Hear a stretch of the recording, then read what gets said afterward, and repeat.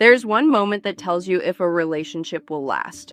Not the first date, not the I love you, the first real fight. When people meet someone new, they notice how they look, how they speak, and how easily things click. If the conversation flows, they share the same interests, and the person treats them well, they think they found the one. But that's only half the picture. Good times show you how someone feels about you. Conflict shows you how they handle the relationship. Because once conflict starts, people often stop trying to solve the problem and start trying to win. You're always like this. I'm the one who puts up with everything. You started it. A conversation about what just happened turns into an attack on who the other person is. Old fights get dragged back in, and suddenly it's not about the problem anymore. It's about who has done more wrong. The original issue disappears. Only the damage done during the fight remains. Here's the truth. Conflict doesn't escalate just because the problem is big.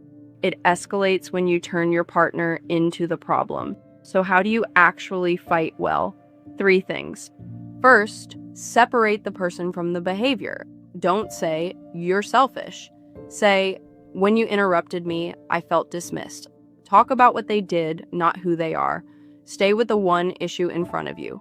Don't drag in the past. And before you try to make them understand you, try to understand why they're hurt. Good intentions don't erase impact. Second, if things get too heated, pause, but don't disappear. Say, I'm too worked up to talk about this clearly right now. Can we take an hour and come back to it? Then come back when you said you would. Walking away without a word is avoidance. Taking space and returning when you said you would is emotional regulation. Those are not the same thing. Third, after the fight, don't ask who was more wrong. Ask what you did wrong. I was angry too explains your feelings. It doesn't take responsibility for your actions. I was angry, but the way I spoke to you was wrong. That does both. And don't let I'm sorry end the conversation. Decide what needs to change next time. Then actually act differently. Here's what most people get wrong about repair. The tension lifts, so they assume everything is fine again. But the fight ending isn't the same as the problem being solved. Repair isn't going back to being affectionate. It's making sure the same wound doesn't keep happening.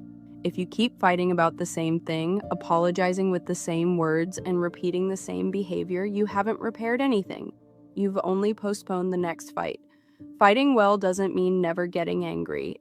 It means not using anger as permission to cross the line. So if you want a relationship that lasts, don't look for someone who never fights with you. Look for someone who is willing to fight the problem with you, not you. You find out which one you have when things get hard. Feelings pass, structures remain. If you want to know how to stop the same fight from repeating, check the pinned comment.